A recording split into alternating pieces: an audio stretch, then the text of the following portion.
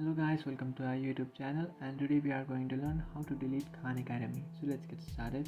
So if you want to delete your Khan Academy account, what you can do is just open up your Khan Academy application, and after opening up your Khan Academy application, just tap on settings, which is on the top right, and after tapping on settings, scroll all the way down and then tap on delete account option, and then tap on open in browser, and you will open up your Khan Academy in your browser.